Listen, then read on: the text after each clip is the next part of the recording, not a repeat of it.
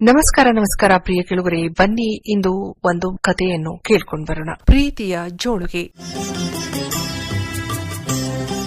ವಿಮಲಾ, ನಿನ್ನ ಮಗನ ಫೋನ್ ಬಂದಿದೆ, ಬಾರೆ ಮಾತಾಡೆ. ವಾಮನ ಮೂರ್ತಿಗಳು ಎಷ್ಟು ಕೂಗಿದರೂ ಹೊರಗೆ ಮಲ್ಲಿಗೆ ಚಪ್ಪರದಡಿ ಪುಟ್ಟ ಪವಿತ್ರಳೊಂದಿಗೆ ಆಟವಾಡುತ್ತಿದ್ದ ವಿಮಲಾ, ಈಗ ಸಮಯವಿಲ್ಲ, ನೀವೇ ಮಾತಾಡಿ ಎಂದಾಗ, ವಿಧಿಯಿಲ್ಲದೆ ನಿಮ್ಮಮ್ಮ ಮಗುವಿನೊಂದಿಗೆ ಆಡುತ್ತಿದ್ದಾಳೆ, ಅವಳು ಈಗ ಬರೋಲ್ಲ ಬಿಡು, ಮುಂದಿನ ಬಾರಿ ಕರಿತೀನಿ ಎಂದರು. 3 ತಿಂಗಳ ಹಿಂದೆ ಮಗ ಫೋನ್ ಕರೆಗಾಗಿ ಹಂಬಲಿಸುತ್ತಿದ್ದ ವಿಮಲಾ, ಇವಳೇನಾ ಎನಿಸಿ ಹಳೆಯದನ್ನು ಮೆಲುಕು ಹಾಕುತ್ತಾ ಕುಳಿತರು. ಪುಟ್ಟದಾದರೂ ಸ್ವಂತ ಮನೆಯಲ್ಲಿದ್ದು ಕಷ್ಟಪಟ್ಟು ಮಗನನ್ನು ಓದಿಸಿದರು. ನಿಮ್ಮನ್ನು ಬಿಟ್ಟು ನಾನು ಎಲ್ಲಿ ಹೋಗುವುದೇ ಇಲ್ಲ ಎಂದವನೇ 2 ವರ್ಷಗಳ ಮಟ್ಟಿಗೆ ಕಂಪನಿಯವರು ವಿದೇಶಕ್ಕೆ ಕಳಿಸಿದರು. ಬಂದರೂ ಮತ್ತೆ ಹೋಗುವ ತಯಾರಿ ಮಾಡಿಯೇ ಬಂದನು. ಅಲ್ಲಿಯೇ ಸೆಟಲ್ ಆಗುವವರೆಗೂ ಮುಂದುವರಿಯಿತು.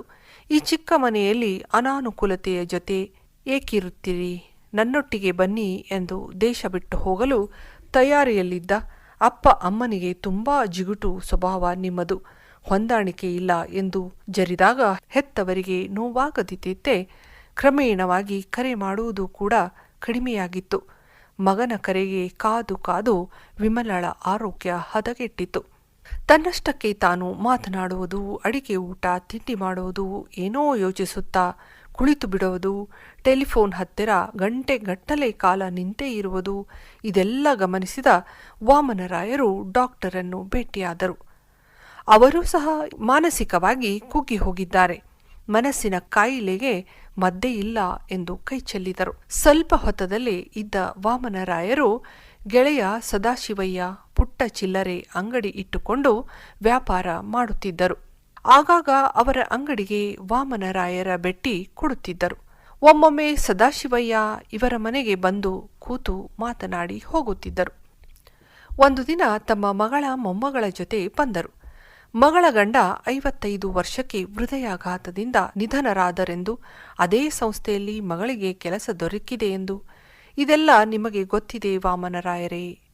ಆದರೆ ಮಗಳು ನಮ್ಮೊಂದಿಗೆ ಇರುತ್ತಾಳೆ ಸದ್ಯಕ್ಕೆ. ಆದರೆ 1 ವರ್ಷದ ಮಗುವನ್ನು ನೋಡಿಕೊಳ್ಳುವುದೇ ಒಂದು ಸಮಸ್ಯೆ, ನಿಮಗೆ ಗೊತ್ತಿದೆಯಾ? ನನ್ನ ಹೆಂಡತಿ ಹಾಸಿಗೆ ಹಿಡಿದವಳು, ನನಗೆ ಅಂಗಡಿ ಕೆಲಸ, ದಿನವಿಡೀ ಮನೆಯಲ್ಲಿದ್ದು ಮಗುವನ್ನು ನೋಡಿಕೊಳ್ಳುವವರು ಯಾರಾದರೂ ನಿಮ್ಮ ಪರಿಚಯದಲ್ಲಿದ್ದರೆ ತಿಳಿಸಿ ಎಂದು ಹೇಳಿ ಹೋದರು. ಅವರು ಬಂದಾಗ ರಾಯರು ಗಮನಿಸಿದ್ದು ಮಗು ಪವಿತ್ರಳನ್ನು ಪವಿ ಪವಿ ಎಂದು ಮುತ್ತಿನಿಂದ ಆಟವಾಡಿಸುತ್ತಾ ಮೊದಲಿನ ವಿಮಲ ಆಗಿಬಿಟ್ಟಿದ್ದಳು. ಹೆಂಡತಿಯ ಸಂಭ್ರಮ, ಸಂತಸ, ಸಡಗರ ಕಂಡ ವಾಮನರಾಯರಿಗೆ ಅಚ್ಚರಿ, ಖುಷಿ. ವಾಮನರಾಯರು ಮನದಲ್ಲಿ ಏನೋ ನಿರ್ಧರಿಸಿ ಮರುದಿನ ಗೆಳೆಯನ ಮನೆಗೆ ಹೋದರು. ಪವಿತ್ರಳನ್ನು ನಮ್ಮ ಮನೆಯಲ್ಲೇ ಬಿಡಿ, ಸ್ವಲ್ಪ ದಿನ ನೋಡೋಣ ಎಂದಾಗ ಅಪ್ಪ ಮಗಳಿಬ್ಬರೂ ಅಚ್ಚರಿಯಾದರೂ ಒಪ್ಪಿಕೊಂಡರು. ಅಂದಿನಿಂದ ವಿಮಲಾಳ ಪ್ರಪಂಚವೇ ಪವಿ. ಅವಳನ್ನು ಆಡಿಸುವುದು, ಊಟ ಮಾಡಿಸುವುದು, ಕತೆ ಹೇಳುವುದು, ಮಲಗಿಸುವುದು, ಹೀಗೆ ಪೂರ್ತಿ ಚುರುಕಾಗಿ ಬಿಟ್ಟಳು. ನೋಡಿ, ನಮ್ಮ ಮಗ ಪವನ್ ಹೀಗೆ ಇದ್ದ ಅಲ್ವಾ? ಆಟ, ನಗು, ಕಿಟಲೆಗಳ ಬುದ್ಧಿ, ಹಠ ಎಲ್ಲವೂ ಅವನ ಥರನೇ ಎಂದು ನೆನಪಿನ ಅಂಗಳವನ್ನು ಬಿಚ್ಚುತ್ತಾ ಹಳೆಯ ಪ್ರೀತಿಯ ಜೋಳಿಗೆಯಿಂದ ಸವಿ ನೆನಪುಗಳನ್ನು ಹೆಕ್ಕಿ ಹೆಕ್ಕಿ ತೆಗೆದು ಮಗನೊಂದಿಗೆ ಮಗುವಾಗುತ್ತಿದ್ದರು. ಮಾನಸಿಕವಾಗಿ ಕಳೆದು ಹೋಗಿದ್ದ ಮಗ ಪವನ್ನನ್ನು ಪುಟಾಣಿ ಪವಿತ್ರಳಲ್ಲಿ ಕಾಣತೊಡಗಿದರು. ಮಗನ ಫೋನ್ ಕರೆಗಾಗಿ ತಿಂಗಳಗಟ್ಟಲೆ ಹಂಬಲಿಸುತ್ತಿದ್ದ ವಿಮಲಾ ಇವರೇ ಎನ್ನುವಷ್ಟರ ಮಟ್ಟಿಗೆ ಹುಷಾರಾದರು. ಮಗ ಪವನ್, ಈ ಮಗು ಪವಿತ್ರ ಹೆಸರಿನ ಸಾಮ್ಯತೆ ಕೂಡ ಅವರನ್ನು ಪ್ರೀತಿಯ ಪಾಶದಲ್ಲಿ ಬಂಧಿಸಲು ಕಾರಣವಾಗಿರಬಹುದು. ಎಂಥ ವಿಚಿತ್ರ ಬಂಧ! ಒಂದೆಡೆ ಕಳೆದುಕೊಂಡದ್ದು, ಮತ್ತೊಂದೆಡೆ ಪಡೆದ ಭಾವ.